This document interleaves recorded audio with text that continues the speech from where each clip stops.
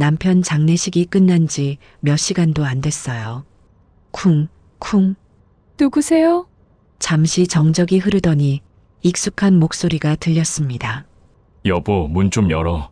빨리 도망쳐야 돼. 순자의 숨이 멎었어요. 그건 죽은 남편의 목소리였죠. 댓글을 남겨주신 분들께 금빛 행운이 꼭 함께하길 바랍니다. 구독도 꼭 눌러주세요.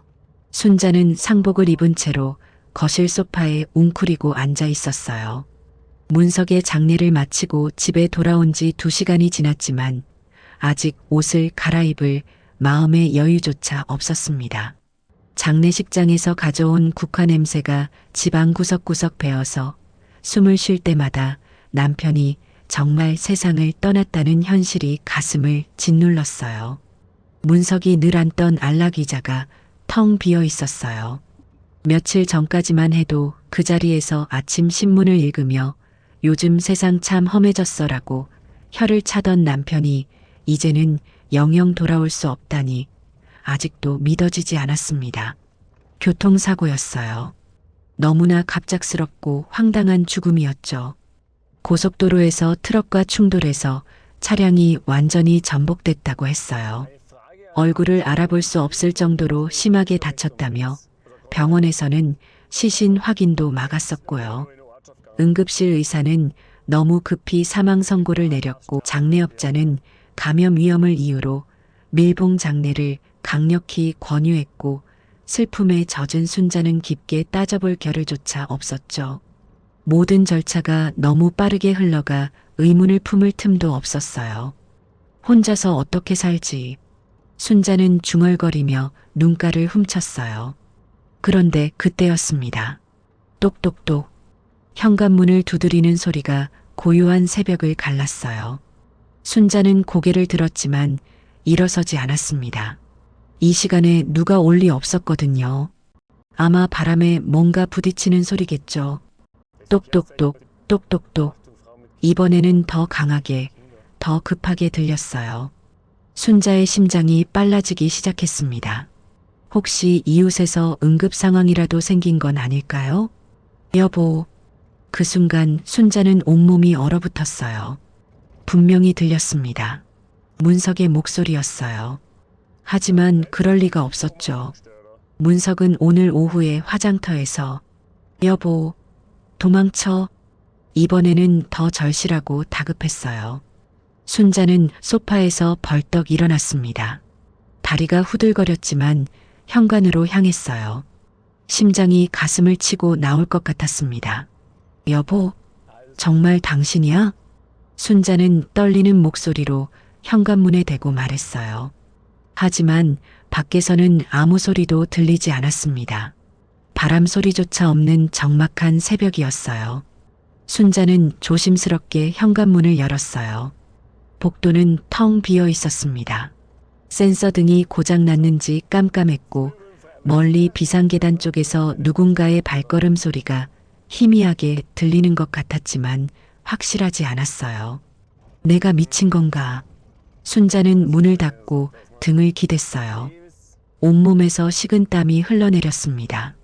장례를 치르느라 너무 지쳐서 환청이 들리는 건 아닐까요?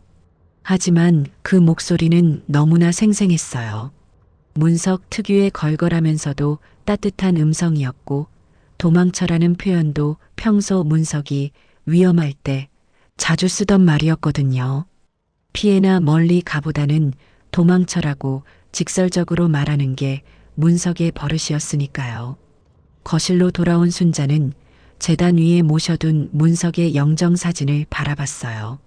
웃고 있는 문석의 얼굴이 평소와 다르게 보였습니다. 마치 뭔가 간절히 말하려는 것 같았어요. 당신 정말 죽은 거 맞아? 순자는 사진을 향해 속삭였어요. 당연히 대답은 없었지만 이상하게 문석이 어딘가에서 자신을 지켜보고 있는 것 같은 느낌이 들었어요. 바스락. 이번에는 현관 우편함 쪽에서 소리가 들렸어요. 순자는 다시 현관으로 향했습니다. 문 아래쪽 우편함 틈으로 하얀 종이 한 장이 밀려 들어오고 있었어요. 순자는 그 종이를 집어들었어요. 볼펜으로 급하게 쓴 글씨였는데 글씨체가 어딘가 낯익었습니다. 위험하다. 조심해. 짧은 한 줄이었지만 순자의 온몸에 소름이 돋았어요. 이 글씨체, 설마. 순자는 급히 문석의 서재로 향했어요. 문석이 평소에 메모하던 수첩을 찾아서 쪽지와 비교해 봤습니다. 이응의 둥근 모양, 이에 살짝 기울어진 각도, 조자의 특이한 삐침까지 똑같았어요. 이건 당신 글씨잖아. 순자의 손이 덜덜 떨렸어요. 죽은 사람의 글씨가 어떻게 우편함으로 들어올 수 있을까요? 문석이 미리 써놓은 편지인 걸까요? 아니면 정말로. 부릉부릉. 창밖에서 자동차 엔진 소리가 들렸어요. 새벽 3시가 넘은 시간에는 드문 일이었죠. 순자는 거실 커튼 사이로 조심스럽게 밖을 내다봤어요.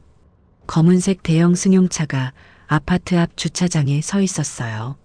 차에서 2명의 남자가 내렸습니다. 정장을 입고 있었지만 왠지 평범한 직장인 같지 않았어요. 걸음걸이부터 주변을 경계하는 움직임까지 뭔가 위험한 기운이 감돌았어요.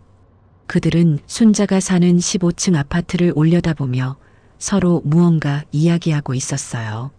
한 명이 휴대폰을 꺼내서 누군가에게 전화를 걸었습니다. 네, 확인했습니다. 1504호가 맞는 것 같습니다. 바람 없는 새벽이라 그런지 남자의 목소리가 희미하게 들렸어요. 1504호. 그게 바로 순자네 집 호수였습니다. 순자는 급히 커튼을 닫았어요. 심장이 미친 듯이 뛰었습니다. 문석의 목소리, 문석의 글씨, 그리고 수상한 남자들. 이 모든 게 우연일까요? 위험하다. 조심해. 쪽지의 글귀가 다시 머릿속에 떠올랐어요. 문석이 정말로 어딘가에서 자신에게 경고를 보내는 건 아닐까요?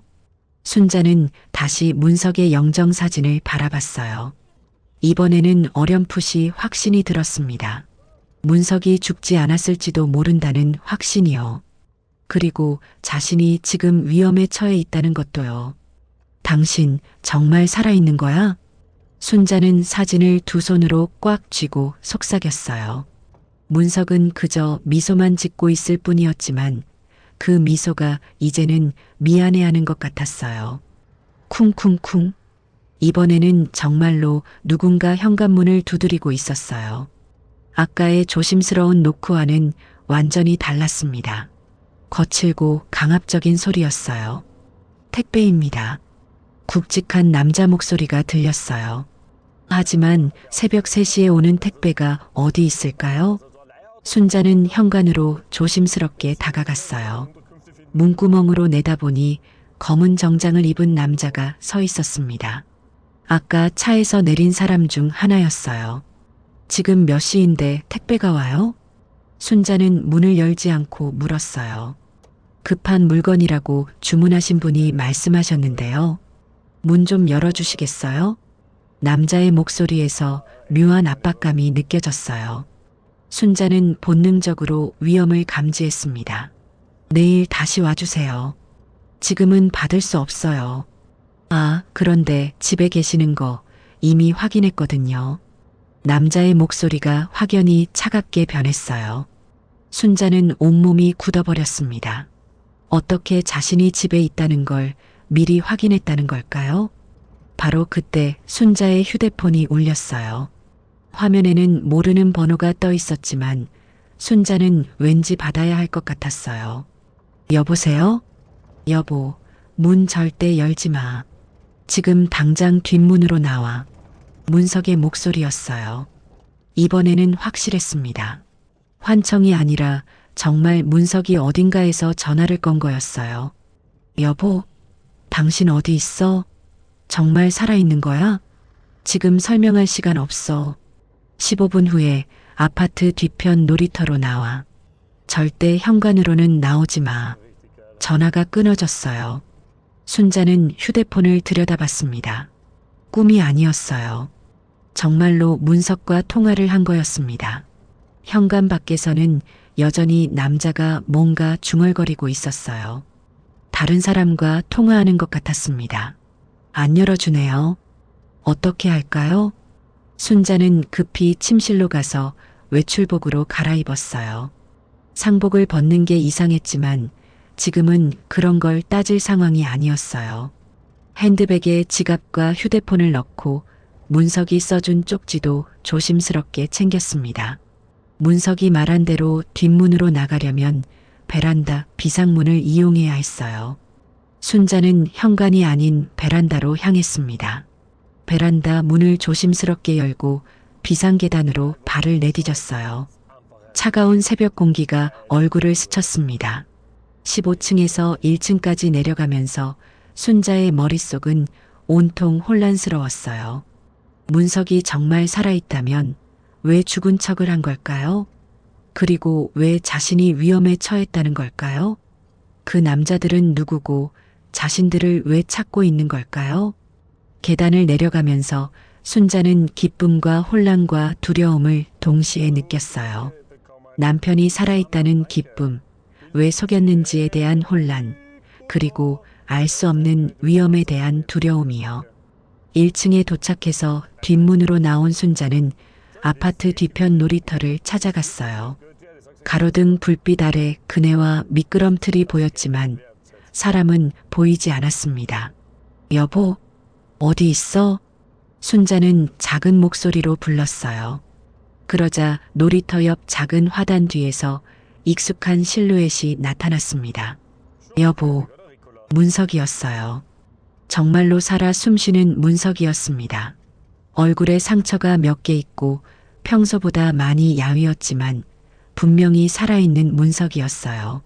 순자는 달려가서 문석을 끌어안았어요.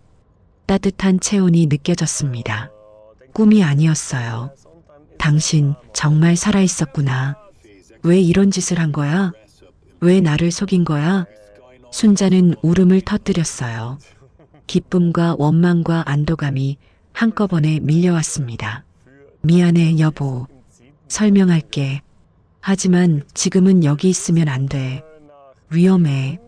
문석은 순자의 손을 잡고 놀이터를 벗어나려 했어요.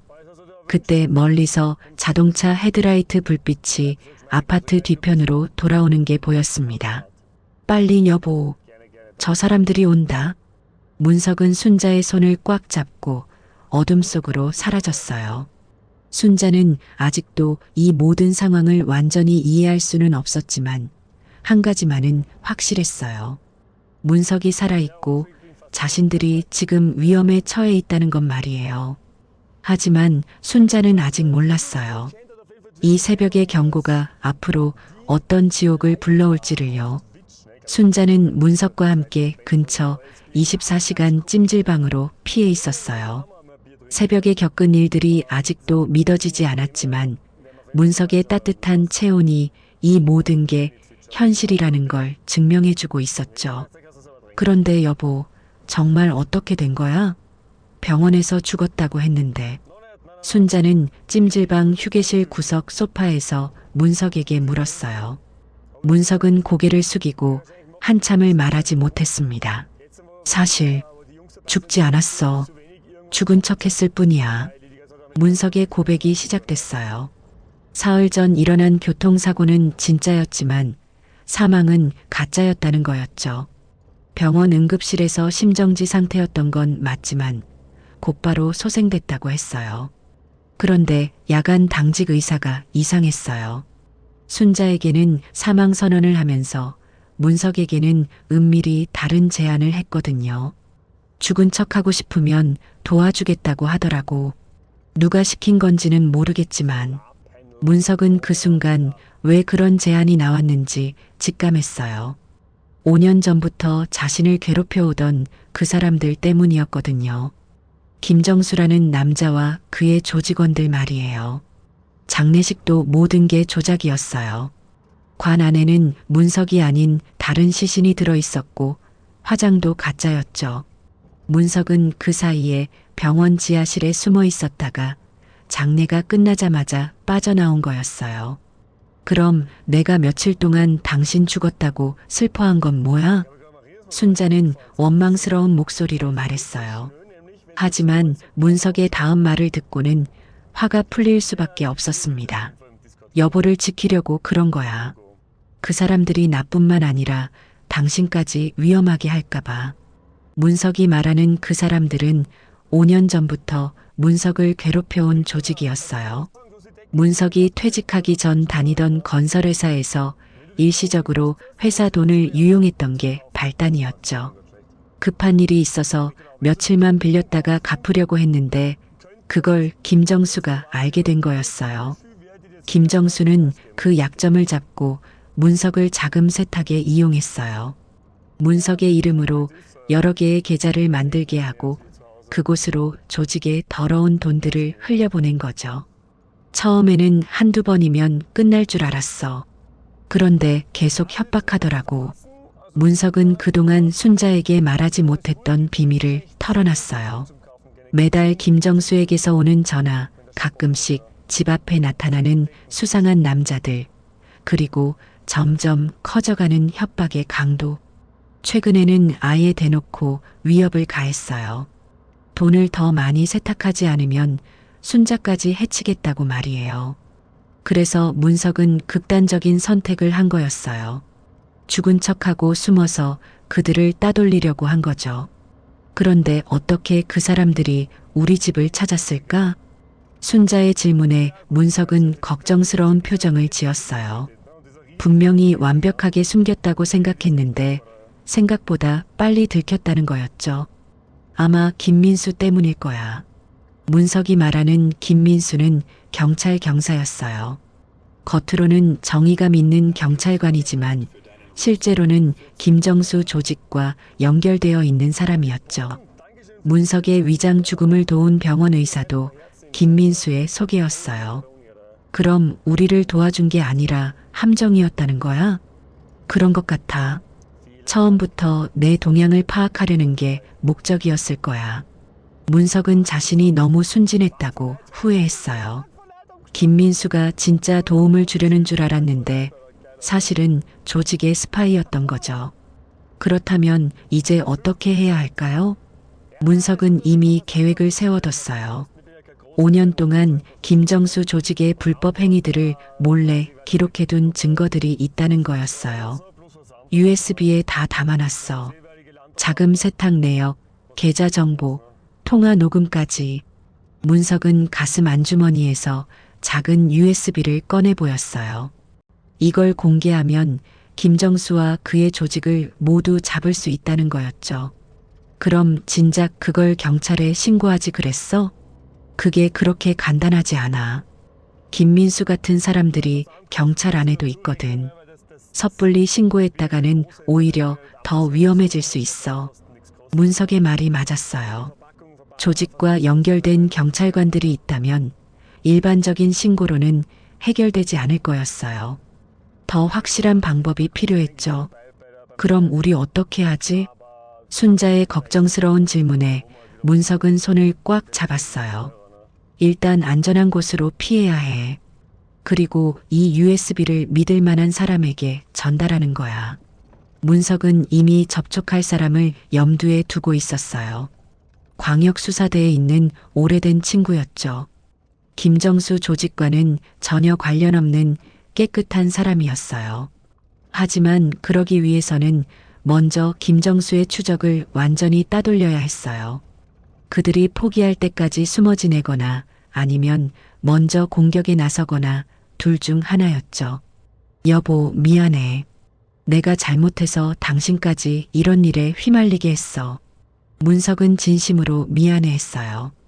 5년 동안 혼자 끙끙 앓으며 순자에게 말하지 못했던 것도 이렇게 위험한 상황까지 오게 한 것도 모두 자신 때문이었거든요. 그런 게 아니라 진작 말했으면 함께 해결할 수 있었을 텐데. 순자는 원망보다는 안타까움이 더 컸어요. 남편이 혼자서 그 무거운 짐을 지고 있었다는 게 마음 아팠거든요. 이제라도 함께 해결하자. 우리 둘이 힘을 합치면 못할 게 뭐가 있어? 순자의 다정한 말에 문석은 고마움을 느꼈어요. 하지만 동시에 더 큰 걱정도 들었죠. 이제 김정수는 순자까지 표적으로 삼을 테니까요. 찜질방 TV에서는 아침 뉴스가 나오고 있었어요. 평범한 일상의 소식들이었지만 순자와 문석에게는 이미 일상이 사라진 지 오래였어요. 여보, 우리 집에는 언제 돌아갈 수 있을까? 글쎄, 이 일이 완전히 해결되기 전까지는 힘들 것 같아.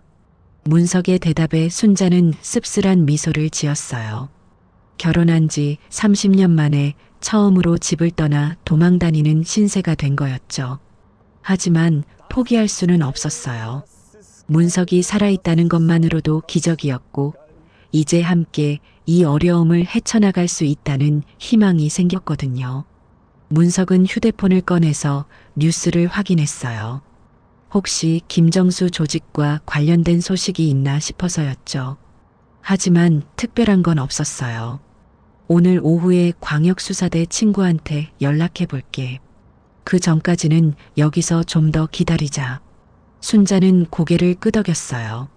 비록 불편하고 불안하지만 문석과 함께라면 어떤 어려움도 견딜 수 있을 것 같았거든요. 순자와 문석은 찜질방에서 나와 시내 번화가로 이동했어요. 사람이 많은 곳이 더 안전할 거라는 문석의 판단이었죠. 카페에 앉아있던 문석이 갑자기 얼굴을 굳혔어요.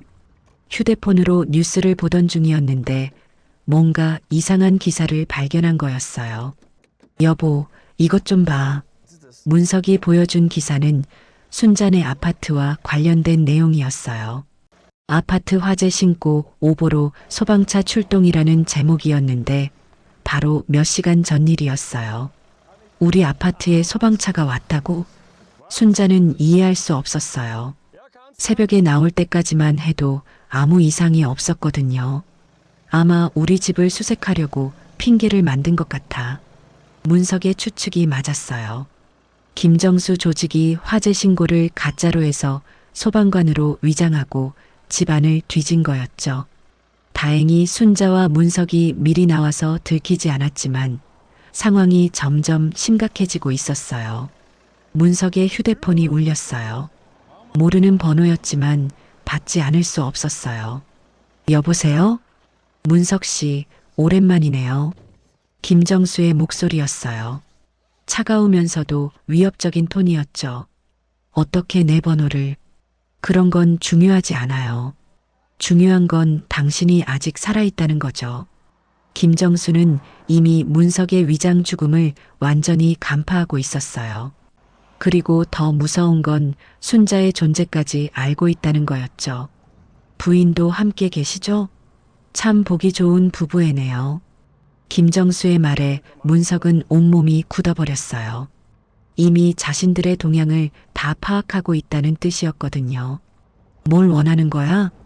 간단해요. 지난 5년간 당신이 모아둔 자료들 말이에요. 그거 다 내놔요. 김정수는 문석이 USB에 증거를 모아둔 것까지 알고 있었어요. 아마 김민수가 알려준 게 틀림없었죠. 그런 건 없어. 거짓말하지 마요. 김민수 경사가 다 얘기했거든요. 문석은 김민수에게 완전히 속았다는 걸 다시 한번 깨달았어요. 그가 도움을 주는 척하면서 사실은 모든 정보를 김정수에게 흘리고 있었던 거죠. 오늘 밤 12시까지 그 자료를 가지고 한강공원 반포대교 아래로 나와요. 혼자 말고 부인이랑 함께요. 안 가면 어떻게 할 건데? 그럼 부인부터 다치겠죠. 아참, 조카 딸 미영이도 있죠? 대학생인데 참 예쁘더라고요. 김정수는 순자의 조카까지 언급하며 협박했어요. 이제 가족 전체가 위험에 처한 거였죠. 전화가 끊어진 후 문석은 머리를 쥐어잡았어요. 상황이 처음 생각했던 것보다 훨씬 심각했어요. 여보, 미영이까지 알고 있대? 순자는 조카 걱정에 얼굴이 하얘졌어요.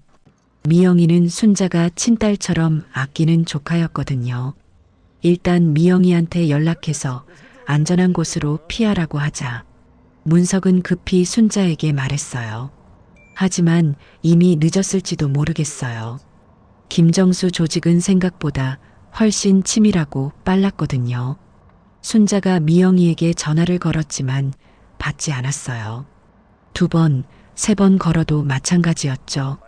학교에 있을 시간인데 왜 안 받지? 순자는 점점 불안해졌어요. 설마 이미 무슨 일이 생긴 건 아닐까요? 문석은 다른 방법을 생각해 봤어요. 광역수사대 친구에게 연락해서 도움을 요청하는 거였죠.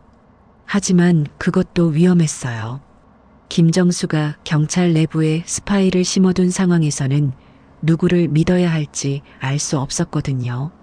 여보, 우리 어떻게 하지? 순자는 절망적인 표정으로 문석을 바라봤어요. 아침만 해도 희망이 있다고 생각했는데 오후가 되자 상황이 더 악화된 거였어요. 일단 미영이부터 찾아야 해. 그 다음에 대책을 세우자. 문석은 순자의 손을 잡고 카페를 나섰어요. 하지만 밖으로 나오자마자 또 다른 문제를 발견했어요. 카페를 나서는 순간 순자의 휴대폰으로 모르는 번호가 걸려왔다. USB만 넘기면 살려주겠다. 낮고 서늘한 목소리였어요. 단순한 추격이 아니라 이제는 회유까지 시도하는 것이었어요. 게다가 곁눈질로 본 김민수의 태도도 이상하고 아파트 주변 CCTV가 전부 지워졌다는 그의 말은 내부 정보를 아는 자만이 할 수 있는 언급이었어요. 순자는 순간 김민수조차 완전히 믿어서는 안 된다는 불안이 엄습했어요. 길 건너편에 검은 승용차가 주차되어 있었고 그 안에 2명의 남자가 앉아 있었어요. 새벽에 순자네 아파트 앞에서 봤던 바로 그 사람들이었죠. 저 사람들이 우리를 계속 따라다니고 있었구나. 문석은 순자의 손을 더 꽉 잡았어요. 이제 정말로 도망칠 곳이 없어 보였어요. 검은 승용차에서 한 명이 내려서 휴대폰으로 누군가에게 연락하고 있었어요. 아마 김정수에게 보고하는 거겠죠. 여보, 저쪽으로 가자. 문석은 순자를 이끌고 반대 방향으로 향했어요. 지하철역으로 가서 사람들 속에 숨는 게 최선의 방법이었죠. 하지만 지하철역 입구에도 수상한 남자가 서 있었어요. 이들은 정말로 치밀하게 포위망을 짜고 있었던 거예요. 완전히 포위당했구나. 문석은 현실을 받아들여야 했어요. 김정수 조직의 추적망은 생각보다 훨씬 촘촘했고 이제 도망칠 곳이 거의 없었어요. 순자의 휴대폰이 울렸어요. 미영이에게서 온 문자였어요. 이모, 괜찮으세요? 무서운 사람들이 학교까지 와서 이모 안부를 물어봤어요. 지금 친구 집에 숨어 있어요. 다행히 미영이는 무사했어요. 하지만 이제 김정수 조직이 본격적으로 압박을 가해오고 있다는 걸 알 수 있었죠. 여보, 이렇게 도망만 다닐 수는 없어. 뭔가 다른 방법을 찾아야 해. 순자는 문석에게 말했어요. 계속 숨어 다니다 보면 언젠가는 잡힐 테고 그럼 더 큰 위험에 처할 수도 있었거든요. 문석도 같은 생각이었어요. 이제 소극적인 도피보다는 적극적인 대응이 필요한 시점이었죠. 그럼 오늘 밤 약속 장소에 나가자. 대신 우리도 준비를 하고 가는 거야. 문석은 USB를 가지고 나가되 김정수를 역으로 함정에 빠뜨릴 방법을 생각하고 있었어요. 하지만 그러기 위해서는 믿을 만한 협력자가 필요했죠. 김민수 말고 다른 경찰은 없을까? 순자가 물었지만 문석도 확신할 수 없었어요. 누가 적이고 누가 아군인지 구분하기 어려운 상황이었거든요. 해가 저물어가고 있었어요. 밤 12시까지 몇 시간밖에 남지 않았고 그 전에 뭔가 결정적인 준비를 해야 했어요. 여보, 우리 할 수 있을까?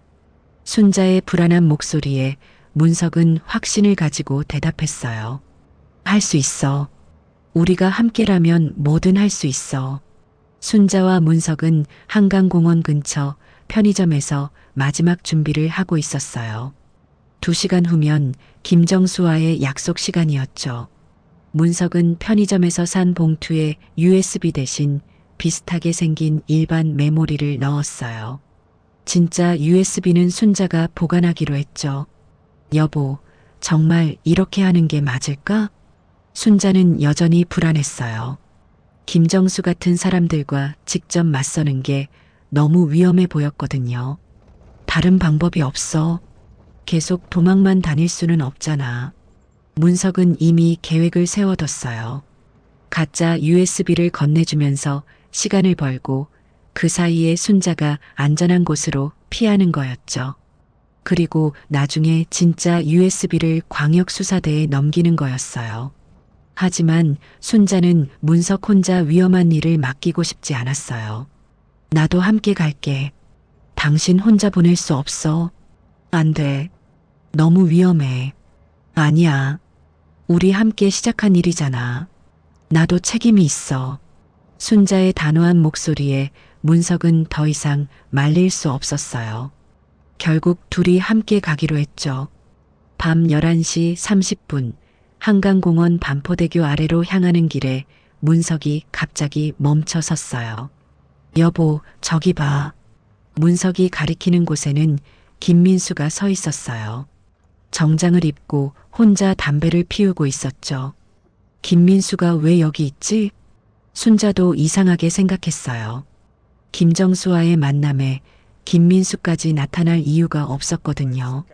문석은 조심스럽게 김민수에게 다가갔어요.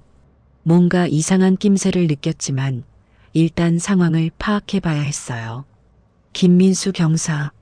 김민수는 문석을 보자 놀란 표정을 지었어요. 마치 여기서 만날 줄 몰랐다는 듯한 반응이었죠. 문석 씨?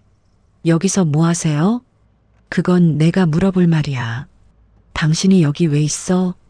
김민수는 잠시 말을 못하다가 힘들게 입을 열었어요. 사실 김정수한테서 연락받았어요. 오늘 밤 여기서 만나자고. 김민수의 고백이 시작됐어요. 그는 처음부터 김정수 조직과 연결되어 있었던 게 맞았지만 최근 들어 마음이 바뀌었다는 거였어요. 처음에는 돈 때문에 시작했어요. 도박빚이 너무 커서. 그런데 이제는 후회하고 있어요. 김민수는 진심으로 후회하고 있는 것 같았어요. 특히 순자 같은 무고한 사람까지 위험에 빠뜨린 것에 대해 양심의 가책을 느끼고 있었죠. 그래서 오늘 김정수를 잡으려고 해요. 증거도 준비했고요. 김민수는 휴대폰을 꺼내서 보여줬어요. 김정수와의 통화 내용들을 녹음해둔 거였어요. 이걸로 김정수를 고발할 거예요. 당신들이 가진 USB와 함께하면 확실히 잡을 수 있어요. 문석은 김민수를 믿어도 될지 고민했어요. 이미 한 번 속았던 터라 쉽게 신뢰하기 어려웠거든요. 당신 말을 어떻게 믿어? 믿기 어려우시겠지만 정말 진심이에요. 더 이상 이런 일을 계속할 수 없어요. 김민수의 눈에는 진짜 후회의 빛이 보였어요. 하지만 여전히 확신할 수는 없었죠. 그때 멀리서 검은 승용차가 나타났어요. 김정수가 도착한 거였어요. 이제 늦었어요. 일단 계획대로 진행해봐요. 김민수는 문석과 순자에게 말했어요. 자신은 숨어서 상황을 지켜보다가 적절한 때에 나타나겠다고 했죠. 문석과 순자는 약속 장소로 향했어요. 김정수가 차에서 내리는 게 보였어요. 함께 온 부하 2명도 차에서 내렸죠. 오셨네요. 김정수는 여유로운 표정으로 말했어요. 이미 승부가 끝났다고 생각하는 듯한 모습이었죠. USB 가져왔어요? 문석은 주머니에서 가짜 USB를 꺼냈어요. 하지만 바로 건네주지는 않았어요. 먼저 우리를 그만 괴롭히겠다는 약속부터 해. 당연하죠. USB만 받으면 더 이상 문제 없어요.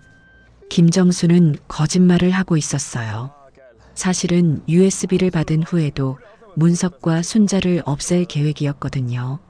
증인을 남겨둘 수는 없었으니까요. 문석이 USB를 건네주려는 순간 갑자기 김민수가 나타났어요. 김정수, 당신 체포합니다. 김민수가 수갑을 들고 나타나자 김정수는 당황했어요. 전혀 예상하지 못한 상황이었거든요. 김민수, 넌 뭐 하는 거야? 더 이상 당신 일을 도울 수 없어요. 양심이 허락하지 않아요. 김민수와 김정수 사이에 긴장감이 돌았어요. 부하들도 어찌할 바를 몰라 했죠. 하지만 김정수는 금세 웃음을 터뜨렸어요. 김민수, 너가 나를 배신할 줄은 몰랐네. 하지만 너도 공범이라는 걸 잊지 마라.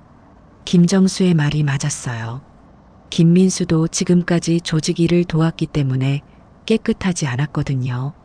그래도 지금이라도 바로잡으려고 하는 거예요. 김민수는 김정수에게 수갑을 채우려 했지만 부하들이 막아섰어요. 1대3으로는 상대가 되지 않았죠. 그때 문석이 나섰어요. 그만해. USB는 여기 없어. 문석이 가짜라고 말하자 김정수는 화를 냈어요. 그럼 진짜는 어디 있어? 안전한 곳에 숨겨뒀어. 우리를 해치면 영영 못 찾을 거야. 문석의 말에 김정수는 계획을 바꿔야 했어요. 일단 문석과 순자를 살려두고 진짜 USB 위치를 알아내야 했거든요. 좋아. 그럼 내일까지 시간을 줄게. 진짜 USB를 가져와. 김정수는 부하들과 함께 떠났어요. 하지만 이번에는 문석과 순자를 계속 감시하기로 했죠. 김민수는 문석에게 다가왔어요. 정말 미안해요. 제가 도움이 되지 못해서. 괜찮아요. 그래도 당신이 편을 바꿔줘서 고마워요. 문석은 김민수를 완전히 믿지는 않았지만 일단 동맹으로 받아들이기로 했어요. 이제 어떻게 하죠? 내일까지 확실한 계획을 세워야 해요. 이번이 마지막 기회일 거예요. 문석은 순자의 손을 잡고 그 자리를 떠났어요. 김민수도 다른 방향으로 사라졌죠. 비록 오늘 밤의 대결은 무승부로 끝났지만 내일은 진짜 승부를 가려야 했어요. 새벽 6시 순자와 문석은 한강변 벤치에서 밤을 새웠어요. 김정수의 부하들이 숙소까지 찾아올까봐 계속 이동하며 숨어 다녔거든요.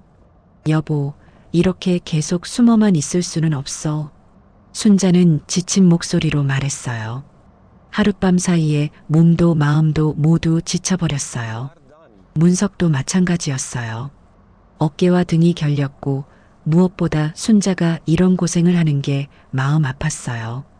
오늘 중에 서울을 떠나자. 일단 멀리 가서 숨어 있으면서 계획을 세우는 거야. 문석은 이미 계획을 세워뒀어요. 부산에 있는 대학 동창에게 연락해서 잠시 머물 곳을 구하는 거였죠.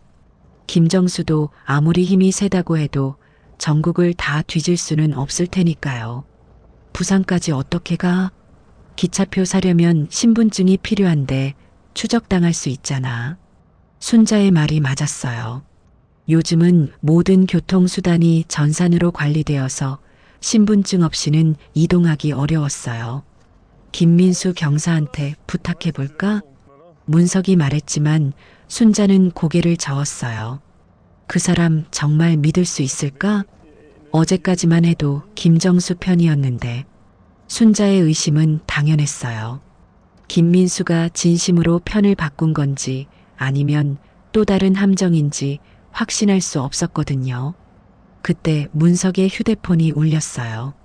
김민수에게서 온 전화였어요. 문석 씨, 지금 어디 계세요? 왜 그래요? 김정수가 움직이고 있어요.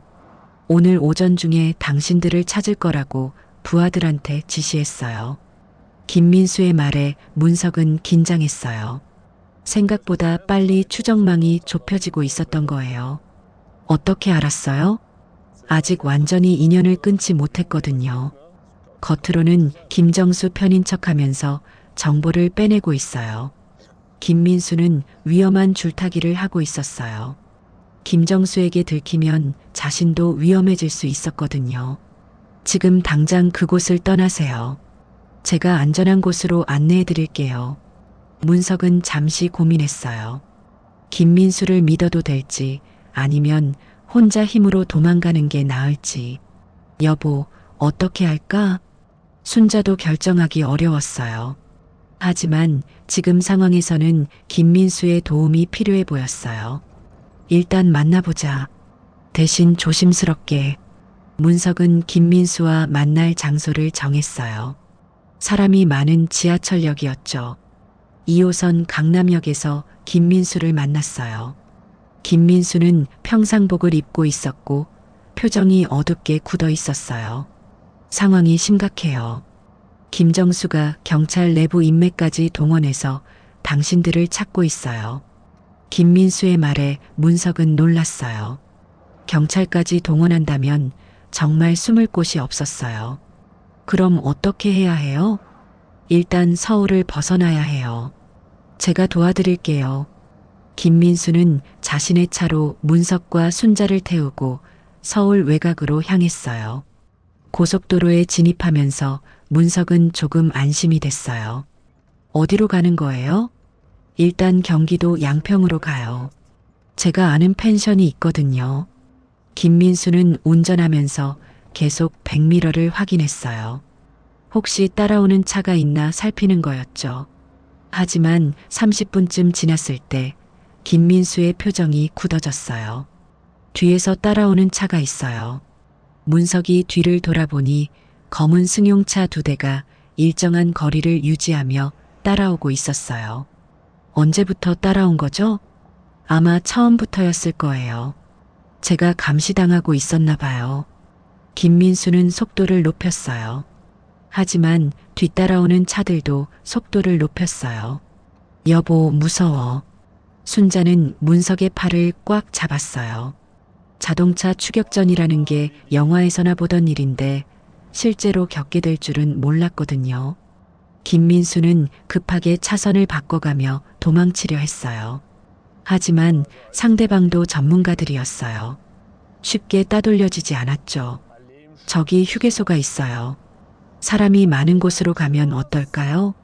문석의 제안에 김민수는 고개를 저었어요. 그럼 무고한 사람들까지 위험해져요.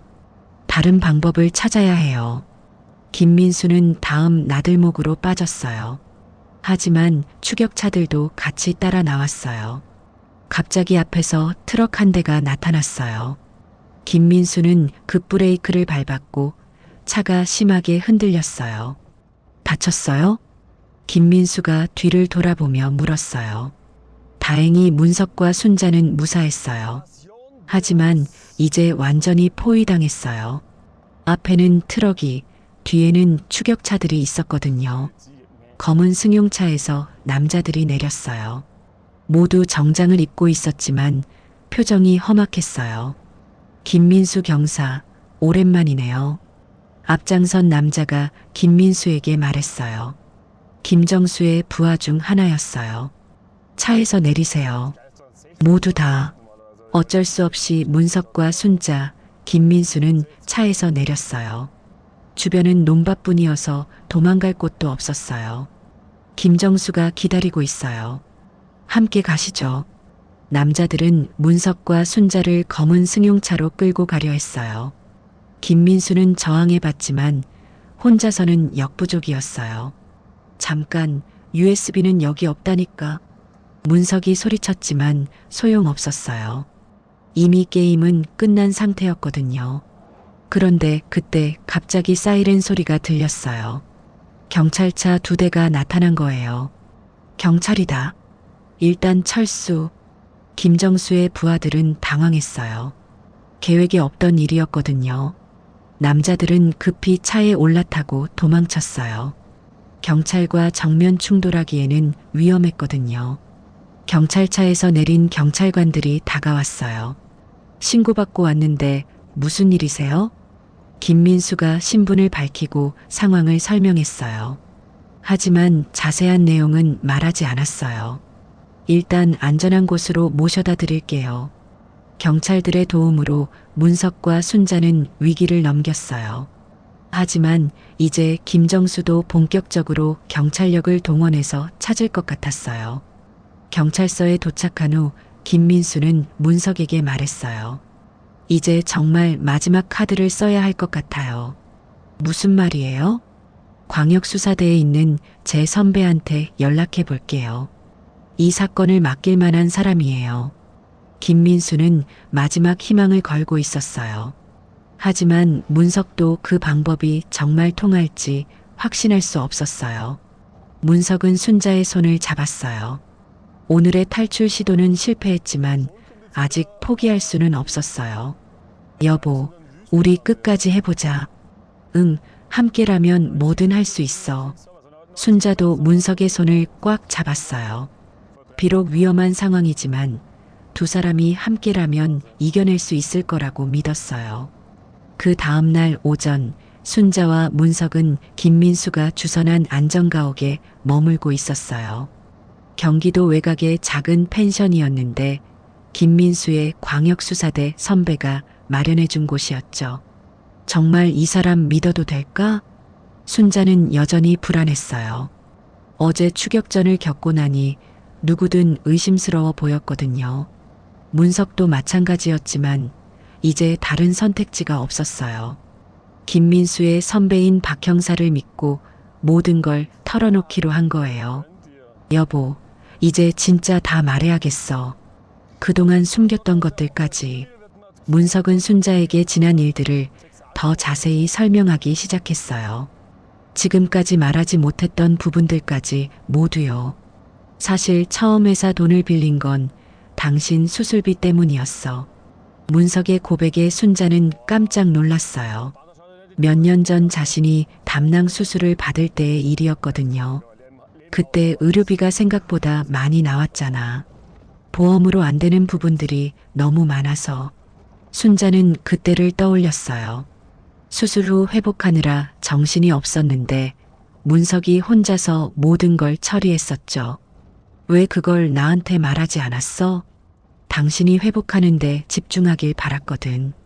돈 걱정까지 하면 몸에 안 좋을 것 같아서. 문석은 그때 회사 금고에서 며칠만 빌렸을 생각이었어요. 퇴직금이 나오면 바로 갚으려고 했거든요. 하지만 그 며칠 사이에 김정수가 나타난 거였어요. 김정수가 어떻게 알았는지는 지금도 모르겠어. 아마 회사 내부에 스파이가 있었나 봐. 김정수는 문석의 약점을 정확히 파악하고 접근했어요. 처음에는 도움을 주는 척했죠. 돈 문제로 고민이 많으시죠? 제가 도와드릴게요. 그때 김정수는 마치 천사처럼 나타났어요. 문석이 빌린 회사 돈을 대신 갚아주겠다고 했거든요. 대신 작은 부탁 하나만 들어달라고 했죠. 처음에는 정말 작은 일이었어. 그냥 계좌 하나 만들어 달라는 거였거든. 문석은 별 생각 없이 계좌를 만들어줬어요. 김정수가 사업 자금을 관리하는 용도라고 설명했거든요. 하지만 그게 시작이었어요.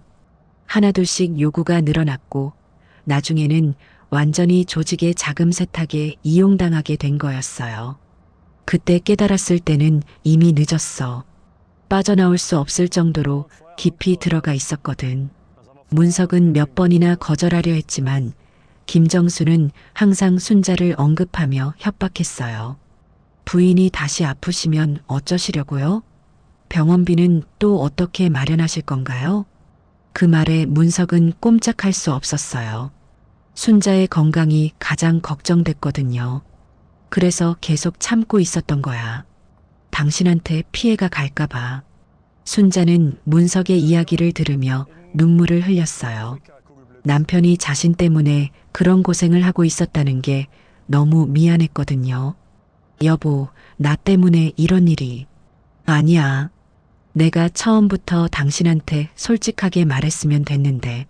문석도 후회하고 있었어요. 혼자서 모든 걸 해결하려다가 오히려 상황을 더 악화시킨 거였거든요. 그때 김민수가 들어왔어요. 박 형사와 함께였어요. 박 형사님, 이분들이 제가 말씀드린. 박 형사는 50대 중반의 남자였어요. 인상이 순해 보이면서도 눈빛은 예리했어요. 처음 뵙겠습니다. 김민수한테 이야기 들었어요. 박 형사는 문석과 순자에게 정중하게 인사했어요. 그리고 바로 본론으로 들어갔죠. 김정수 조직은 우리도 오래전부터 주목하고 있었어요. 하지만 증거가 부족해서 손을 못 대고 있었거든요. 박 형사의 말에 문석은 희망을 느꼈어요. 혼자만의 싸움이 아니었던 거죠. 그래서 문석 씨가 가진 자료가 정말 중요해요. 그걸로 김정수를 완전히 잡을 수 있거든요. 문석은 USB를 꺼내서 박 형사에게 보여줬어요. 그 안에는 정말로 김정수 조직의 모든 비리가 담겨 있었어요. 이걸로 충분해요. 김정수뿐만 아니라 연결된 모든 사람들을 잡을 수 있어요. 박 형사는 USB를 받아보더니 만족스러운 표정을 지었어요. 하지만 곧 심각한 얼굴이 됐죠. 문제는 김정수가 이미 눈치챘다는 거예요. 아마 오늘 내일 중에 마지막 수를 둘 거예요. 박 형사의 말에 모두가 긴장했어요. 김정수도 바보가 아니었거든요. 상황이 불리해지면 증거를 인멸하고 도망갈 수도 있었어요. 그럼 어떻게 해야 해요? 김민수가 물었지만 박 형사는 이미 계획을 세워뒀어요. 내일 김정수를 유인해서 현행범으로 잡을 거예요. 문석 씨와 순자 씨가 미끼가 되어주셔야 해요. 위험한 계획이었지만 다른 방법이 없었어요. 이번이 정말 마지막 기회였거든요. 할게요. 문석이 먼저 대답했고 순자도 고개를 끄덕였어요. 좋아요. 그럼 내일 작전을 시작해요. 박 형사는 구체적인 계획을 설명하기 시작했어요. 모든 게 성공하려면 완벽한 준비가 필요했거든요. 그날 저녁 박 형사가 세운 작전 계획이 구체적으로 공개됐어요. 펜션 거실에 모인 네 사람은 내일의 최종 대결을 준비하고 있었죠. 김정수를 한강공원으로 유인할 거예요. 그곳에서 거래하는 척하면서 현행범으로 체포하는 거죠. 박 형사는 지도를 펼쳐놓고 설명했어요. 한강공원 여러 곳에 수사관들을 배치하고 김정수가 나타나는 순간 포위하는 계획이었어요. 하지만 김정수도 바보가 아니에요. 함정인 걸 눈치챌 수 있어요. 김민수의 걱정에 박 형사는 고개를 끄덕였어요. 그래서 완벽하게 진짜처럼 보여야 해요. 문석 씨가 정말로 항복하는 것처럼 연기해야 하거든요. 문석은 내심 걱정됐어요. 연기를 잘못하면 김정수가 눈치챌 수 있었거든요. 걱정 마세요. 제가 옆에서 도울게요. 순자가 문석의 손을 잡으며 말했어요. 두 사람이 함께라면 뭐든 할 수 있을 거라고 믿었거든요. 그런데 그때 박 형사의 휴대폰이 울렸어요. 급한 전화인 것 같았어요. 네, 박 형사입니다. 박 형사는 전화를 받더니 얼굴이 심각해졌어요. 뭔가 좋지 않은 소식인 것 같았어요. 알겠습니다. 바로 가겠습니다. 전화를 끊은 박 형사는 모두를 돌아봤어요. 큰일 났어요. 김정수가 먼저 움직였어요. 박 형사의 말에 모두가 긴장했어요. 계획이 틀어진 건 아닐까요? 김정수가 오늘 밤 부하들을 보내서 이곳을 습격할 예정이래요. 우리 내부에 정보가 새어나간 것 같아요. 박 형사의 말에 김민수가 당황했어요. 그럼 제가 박 형사님을 잘못 믿었다는 건가요? 아니에요. 다른 경로로 정보가 샌 것 같아요. 어쨌든 지금 당장 이곳을 떠나야 해요. 박 형사는 급히 짐을 챙기라고 했어요. 하지만 시간이 많지 않았어요. 어디로 가죠? 문석이 물었지만 박 형사도 확실한 답을 주지 못했어요. 일단 여기서 멀어져야 해요. 움직이면서 생각해봐요. 네 사람은 급히 펜션을 떠났어요. 박 형사의 차 2대에 나누어 타고 밤길을 달렸어요. 1시간쯤 달린 후 박 형사가 차를 세웠어요. 한적한 휴게소였어요. 여기서 잠시 머물면서 다시 계획을 세워야겠어요. 휴게소 구석 테이블에 앉은 박 형사는 고민에 빠졌어요. 원래 계획이 모두 무너진 상황이었거든요. 박 형사님, 혹시 다른 방법은 없을까요? 순자가 조심스럽게 물었어요. 이대로 계속 도망만 다닐 수는 없었거든요. 그때 박 형사의 눈이 번뜩였어요. 잠깐, 오히려 기회일 수도 있어요. 박 형사는 뭔가 떠오른 것 같았어요. 김정수가 먼저 움직였다는 건 그만큼 다급하다는 뜻이에요. 우리가 생각하는 것보다 더 큰 약점이 있을 거예요. 박 형사는 USB를 다시 자세히 들여다봤어요. 그리고 뭔가 중요한 걸 발견한 것 같았어요. 이것 좀 보세요. 여기 은행 계좌 내역이 있는데 박 형사가 가리키는 부분을 보니 특이한 거래 내역이 있었어요. 이 계좌로 매달 정기적으로 들어오는 돈이 있어요. 그런데 이 계좌 주인이 박 형사는 놀라운 사실을 발견했어요. 그 계좌의 주인이 바로 시청의 고위 공무원이었던 거예요. 김정수가 시청 간부까지 매수했다는 얘기네요. 문석도 놀랐어요. 생각했던 것보다 훨씬 큰 조직이었던 거예요. 그럼 이걸로 더 큰 수사를 할 수 있겠네요. 김민수가 희망적으로 말했지만 박 형사는 오히려 걱정스러워했어요. 문제는 이 일이 너무 커진다는 거예요. 시청까지 연루되면 정치적인 문제가 될 수 있어요. 박 형사의 말에 모두가 고민에 빠졌어요. 너무 큰 권력과 맞서는 건 위험할 수 있었거든요. 그래도 해야죠. 잘못된 건 바로 잡아야 해요. 순자가 단호하게 말했어요.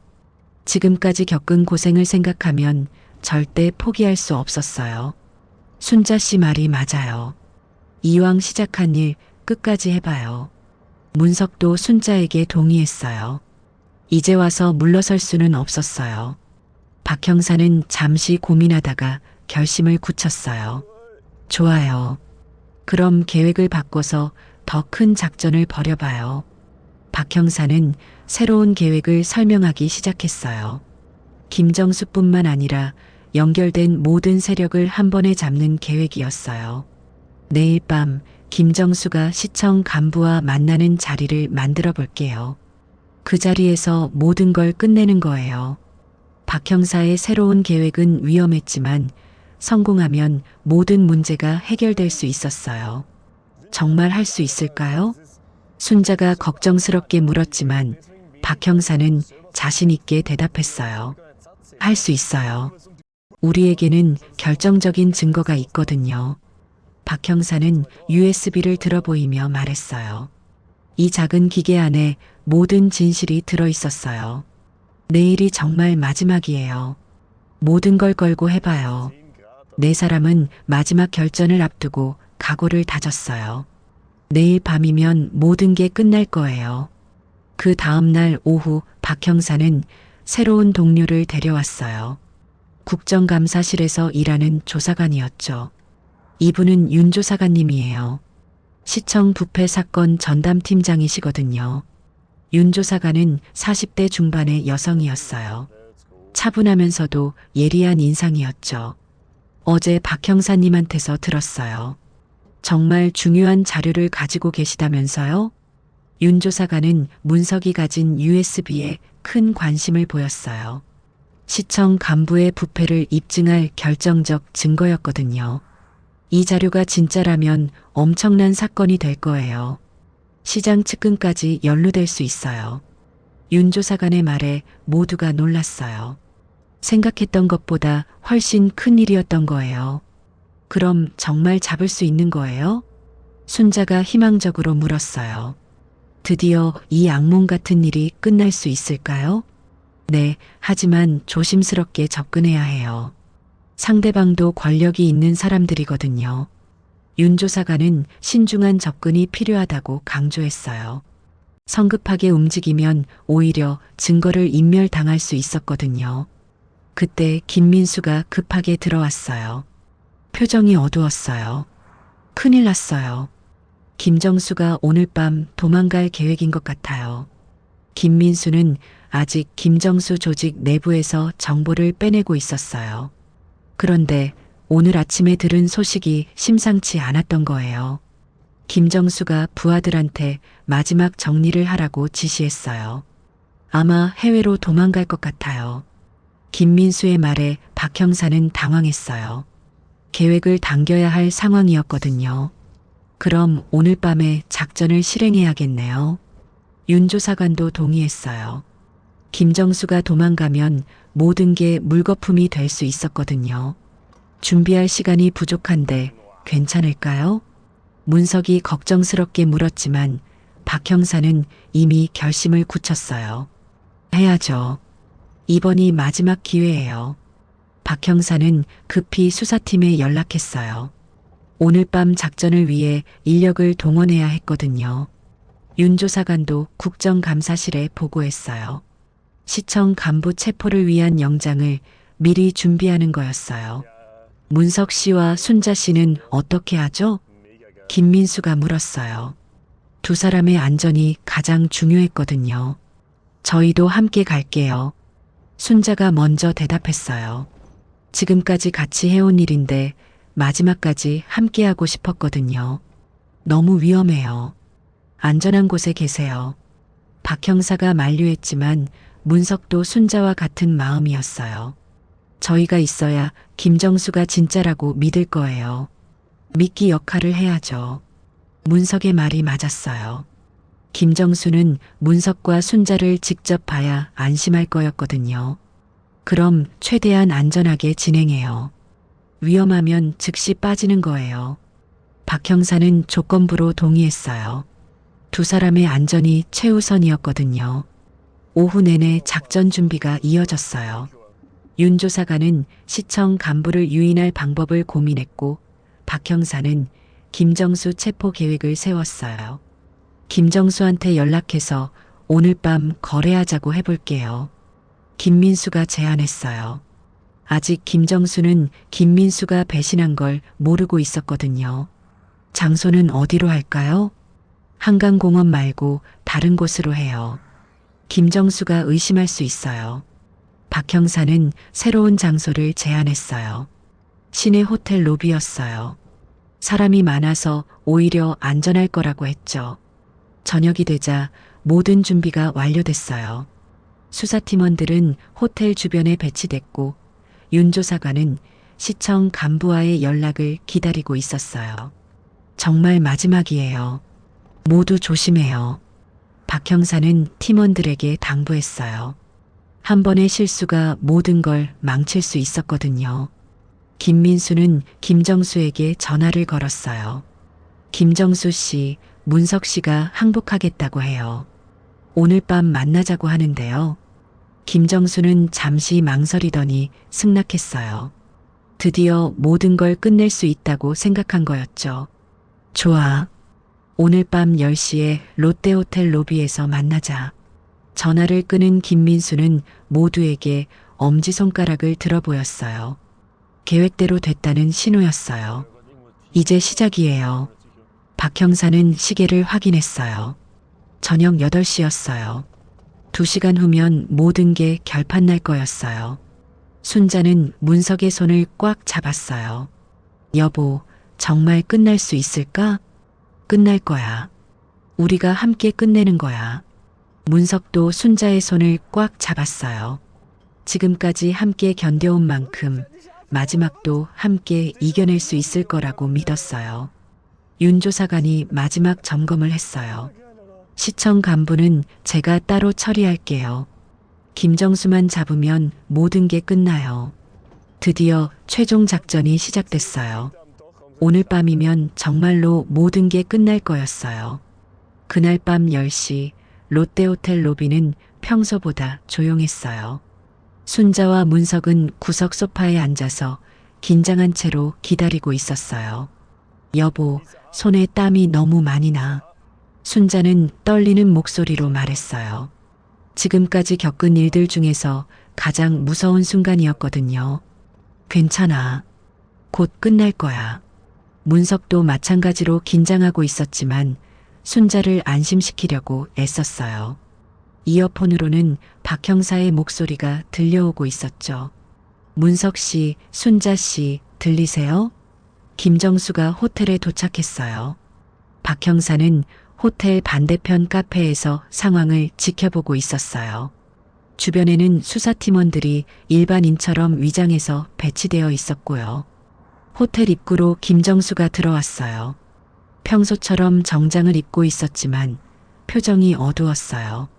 뒤따라 부하 2명도 함께 들어왔죠. 김정수는 로비를 둘러보더니 문석과 순자를 발견했어요. 천천히 다가오는 그의 발걸음 소리가 마치 심장 소리처럼 크게 들렸어요. 오랜만이네요, 문석 씨. 김정수는 소파 맞은편에 앉으면서 차가운 미소를 지었어요. 마치 모든 게 자신의 계획대로 되고 있다는 듯한 표정이었죠. 부인도 고생 많으셨겠어요. 이제 모든 게 끝날 거예요. 김정수의 말에는 위협이 담겨 있었어요. 순자는 문석의 팔을 더 꽉 잡았어요. USB 가져왔죠? 문석은 주머니에서 USB를 꺼냈어요. 하지만 바로 건네주지는 않았어요. 이걸 주면 정말 우리를 그만 괴롭힐 거예요? 당연하죠. 더 이상 문제 없어요. 김정수는 거짓말을 하고 있었어요. 사실은 USB를 받은 후에 2사람을 처리할 계획이었거든요. 그때 김민수가 나타났어요. 계획대로였어요. 김정수 씨, 늦어서 죄송해요. 김민수는 평소처럼 행동했어요. 아직 배신한 티를 내면 안 됐거든요. 김민수, 잘했어. 이제 정리하자. 그 순간 김정수의 부하가 번개처럼 USB를 낚아채 불태우려 시도했고 문석이 몸을 날려 막아섰죠. 유리 탁자가 산산이 부서진 혼란 속에서 순자는 떨리는 손으로 김민수의 녹음 파일을 경찰에게 전송했어요. 체포작전은 아슬아슬하게 실패로 기울 뻔한 순간이었죠. 김정수가 USB를 받으려는 순간 갑자기 호텔 로비가 소란스러워졌어요. 경찰이다. 모두 움직이지 마. 박 형사와 수사팀원들이 일제히 나타났어요. 로비에 있던 일반인들처럼 보였던 사람들이 모두 경찰이었던 거예요. 김정수는 당황했어요. 완전히 함정에 빠진 거였거든요. 김민수, 너가 배신했구나. 김정수가 소리쳤지만 이미 늦었어요. 수사팀원들이 그를 둘러쌌거든요. 김정수, 당신을 자금 세탁 혐의로 체포합니다. 박 형사가 수갑을 들고 다가왔어요. 하지만 김정수는 쉽게 포기하지 않았어요. 잠깐, 내가 혼자 한 일이 아니야. 더 큰 사람들이 있어. 김정수는 발악하며 소리쳤어요. 자신만 잡혀갈 수는 없다는 듯이 말이에요. 시청 김부시장도 연루되어 있어. 모든 허가는 그 사람이 해줬다고. 김정수의 폭로에 로비가 더욱 술렁였어요. 박 형사는 예상했던 반응이었지만 확실한 증거가 필요했어요. 증거가 있어요? USB에 다 들어있어. 김 부시장한테 보낸 돈, 만난 기록, 모든 게 다 있다고. 김정수는 자신도 모르게 모든 걸 폭로하고 있었어요. 체포되는 순간의 당황함 때문이었죠. 바로 그때 윤 조사관이 나타났어요. 김 부시장은 이미 체포했어요. 방금 전에 말이에요. 윤 조사관의 말에 김정수는 완전히 절망했어요. 모든 게 끝난 거였거든요. 이런, 어떻게 이럴 수가. 김정수는 힘없이 무너져 앉았어요. 그동안의 위세는 온데간데 없었어요. 박 형사가 김정수에게 수갑을 채웠어요. 당신은 자금 세탁, 협박, 공무원 매수 등의 혐의로 체포됩니다. 묵비권을 행사할 권리가 있습니다. 김정수의 부하들도 모두 체포됐어요. 오랫동안 준비한 작전이 완벽하게 성공한 거였어요. 순자는 모든 게 끝났다는 걸 깨닫고 눈물을 흘렸어요. 여보, 정말 끝난 거야? 응, 끝났어. 이제 정말 끝났어. 문석도 안도의 눈물을 흘렸어요. 길고 긴 악몽이 드디어 끝난 거였어요. 박 형사가 다가와서 말했어요. 고생 많으셨어요. 정말 용기 있는 일을 해주셨어요. 김민수도 문석과 순자에게 고개를 숙였어요. 정말 죄송했어요. 처음에는 제가 잘못 생각했었어요. 괜찮아요. 마지막에 도와주셔서 고마워요. 문석은 김민수를 용서했어요. 결국 그도 올바른 선택을 했거든요. 윤 조사관이 USB를 확인하더니 만족스러운 표정을 지었어요. 이 자료로 관련된 모든 사람들을 다 잡을 수 있을 거예요. 정말 대단한 일을 해내셨어요. 호텔 로비는 점점 정리되어 갔어요. 김정수와 부하들은 경찰차로 끌려갔고 일반 손님들도 안전하게 대피했어요. 순자와 문석은 서로를 꽉 안았어요. 여보, 우리 해냈어. 응, 함께 해냈어. 두 사람은 그동안의 고생이 모두 보상받는 기분이었어요. 무엇보다 이제 평범한 일상으로 돌아갈 수 있다는 게 가장 기뻤어요. 박 형사가 마지막으로 말했어요. 앞으로 며칠간 조사에 협조해 주셔야 해요. 하지만 이제 위험은 완전히 사라졌어요. 드디어 모든 게 끝났어요. 길고 긴 싸움이 승리로 막을 내린 거였어요. 밖으로 나온 순자와 문석은 서울의 밤하늘을 올려다봤어요. 별이 유난히 밝게 빛나고 있었어요. 이제 집에 갈 수 있을까? 당연하지. 우리 집으로 돌아가자. 두 사람은 손을 꽉 잡고 걸어갔어요. 이제 정말로 새로운 시작이었어요. 그로부터 일주일 후 순자와 문석은 드디어 집으로 돌아올 수 있었어요. 경찰 조사도 모두 끝났고 김정수와 관련된 모든 사람들이 법의 심판을 받게 됐거든요. 여보, 정말 우리 집이야. 순자는 현관문을 열면서 감격스러워했어요. 며칠간 떠돌아다니느라 집이 이렇게 그리웠을 줄 몰랐거든요. 집안은 그대로였어요. 문석의 안락의자도 순자가 늘 앉던 소파도 모든 게 예전 그대로였죠. 하지만 두 사람의 마음은 완전히 달라져 있었어요. 여보, 이제 정말 새로 시작하는 거지? 문석은 순자의 손을 잡으며 물었어요.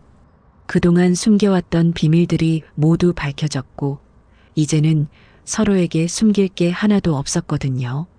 응, 이제는 뭐든 함께 이야기하자. 혼자서 끙끙 앓지 말고. 순자도 문석의 손을 꽉 잡았어요. 이번 일을 겪으면서 부부가 얼마나 소중한 존재인지 다시 한번 깨달았거든요. 거실 재단 위에는 아직 문석의 영정사진이 놓여 있었어요. 순자는 그 사진을 보며 웃음을 터뜨렸어요. 이 사진 이제 치워야겠네. 당신이 살아 돌아왔는데 영정사진을 둘 수는 없잖아. 그러게. 참 이상한 경험이었어. 내 장례식을 내가 몰래 지켜본다는 게. 문석도 웃으며 사진을 치웠어요. 정말로 새로운 삶이 시작되는 기분이었어요. 그때 초인종이 울렸어요. 문 너머로 익숙한 목소리가 들렸어요. 이모, 이모, 저예요, 미영이요. 순자의 조카 미영이가 왔어요. 그동안 걱정이 많았을 텐데 이제야 안심하고 찾아온 거였죠. 미영아. 순자는 급히 문을 열고 미영이를 꽉 안았어요. 김정수 때문에 위험에 처할 뻔했던 소중한 조카였거든요. 이모, 정말 무사해서 다행이에요. 뉴스 봤어요. 미영이는 눈물을 글썽이며 말했어요. 신문과 뉴스에서 김정수 조직 검거 소식이 크게 보도됐거든요. 이모부도 정말 살아계셨구나. 깜짝 놀랐어요. 미영이는 문석을 보며 신기해했어요. 분명히 장례식에도 참석했었는데 다시 살아서 만나게 된 거였으니까요. 미영아, 고생 많았구나. 무서웠지? 문석은 미영이에게 미안한 마음이었어요. 자신 때문에 무고한 조카까지 위험에 빠뜨렸거든요. 괜찮아요. 오히려 이모와 이모부가 더 힘드셨을 텐데. 미영이는 순자와 문석의 용기를 진심으로 존경했어요. 평범한 사람들이 악한 세력에 맞서서 이긴다는 게 쉬운 일이 아니었거든요. 저녁 때가 되자 박 형사와 김민수도 찾아왔어요. 사건이 완전히 마무리됐다는 소식을 전하러 온 거였어요. 모든 수사가 끝났어요. 김정수는 징역 10년, 김 부시장은 15년을 받을 것 같아요. 박 형사의 말에 순자와 문석은 안도의 한숨을 내쉬었어요. 이제 정말로 모든 게 끝난 거였어요. 그리고 문석 씨가 억지로 당했던 일들은 모두 무혐의 처리됐어요. 김민수의 말에 문석은 감격했어요. 그동안 자신을 괴롭혔던 죄책감이 모두 사라지는 기분이었거든요. 정말 고마워요. 박 형사님과 김민수 경사님이 아니었다면 어떻게 됐을지. 순자는 진심으로 감사 인사를 했어요. 이분들이 없었다면 절대 이길 수 없었을 거였거든요. 저희가 할 일을 했을 뿐이에요. 오히려 두 분이 용기를 내주셔서 큰 사건을 해결할 수 있었어요. 박 형사도 겸손하게 대답했어요. 정말로 시민의 용기가 세상을 바꾼 사례였거든요. 저녁 식사를 함께 하면서 그동안의 일들을 정리해 봤어요. 처음에는 작은 문제로 시작됐지만 결국 큰 부패 조직을 해체하는 결과로 이어진 거였어요. 앞으로는 어떻게 살 계획이세요? 윤 조사관이 물었어요. 그녀도 마지막 인사를 하러 왔거든요. 평범하게 살 거예요. 정말 평범하게. 문석은 웃으며 대답했어요. 이제는 평범한 일상이 얼마나 소중한지 알 수 있었거든요. 여행도 가고 싶어요. 그동안 못 가본 곳들이 많거든요. 순자도 희망에 찬 목소리로 말했어요. 이제는 두려움 없이 어디든 갈 수 있었거든요. 모든 손님들이 돌아간 후 순자와 문석은 거실에서 차를 마시며 이야기를 나눴어요. 여보, 우리 정말 대단한 일을 해낸 것 같아. 그러게. 처음에는 무서웠는데 막상 해보니까 할만하더라고. 두 사람은 서로를 보며 웃었어요.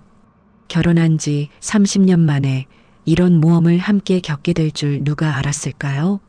앞으로는 뭐든 함께 의논하자. 혼자서 결정하지 말고. 순자의 말에 문석은 고개를 끄덕였어요.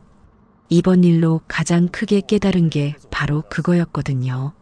그리고 서로 사랑한다고 더 자주 말하자. 문석의 말에 순자도 미소를 지었어요. 사랑해, 여보. 나도 사랑해. 두 사람은 서로를 꽉 안았어요. 세상 어떤 시련이 와도 함께라면 이겨낼 수 있을 거라는 확신이 들었거든요. 창밖으로는 가을밤이 깊어가고 있었어요. 국화꽃 향기가 바람에 실려 들어왔지만 이제는 슬픔이 아닌 희망의 향기로 느껴졌어요. 여보, 내일부터 뭐 할까? 글쎄, 일단 집 청소부터 해야겠어. 며칠 비워둬서 먼지가 많이 쌓였을 거야. 순자의 현실적인 대답에 문석은 웃음을 터뜨렸어요. 정말로 평범한 일상이 시작되는 거였어요. 그리고 이웃들한테 인사도 드려야겠어. 갑자기 사라져서 걱정 많이 끼쳤을 텐데. 문석도 앞으로의 계획을 세웠어요. 이제는 숨길 것도 두려워할 것도 없었거든요. 밤이 깊어갈수록 두 사람의 대화는 더욱 깊어졌어요. 과거의 아픈 기억들, 현재의 기쁜 마음, 그리고 미래에 대한 희망까지. 여보, 우리 이번 일로 더 단단해진 것 같아. 맞아. 이제는 세상 어떤 일이 와도 무섭지 않을 것 같아. 새벽이 되어서야 두 사람은 잠자리에 들었어요. 오랜만에 집에서 맞는 아침이었거든요. 다음 날 아침 순자는 문석보다 먼저 일어나서 아침을 준비했어요. 오랜만에 만드는 집밥이었어요. 여보, 일어나. 아침 먹자. 문석은 순자의 목소리에 눈을 떴어요. 집에서 맞는 첫 아침이었죠. 벌써 아침이야? 응, 날씨도 좋고 새로운 하루야. 창밖으로는 따뜻한 햇살이 들어오고 있었어요. 정말로 새로운 시작을 알리는 것 같았어요. 식탁에 앉은 두 사람은 서로를 바라보며 미소를 지었어요. 여보, 고마워. 끝까지 함께 해줘서. 나야말로 고마워. 당신이 있어서 이겨낼 수 있었어. 두 사람은 평범한 아침 식사를 하면서도 특별한 행복을 느꼈어요. 이런 일상이 얼마나 소중한지 이제는 알 수 있었거든요.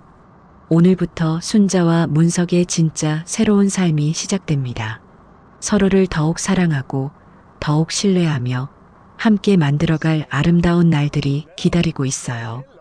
오늘 이야기는 끝이 아니라 새로운 시작이었습니다. 혼자서는 버거운 일도 가족이 함께라면 이겨낼 수 있죠. 오늘 이야기가 마음에 닿으셨다면 좋아요와 구독으로 함께 해주세요. 댓글로 여러분의 생각을 남겨주세요. 감사합니다.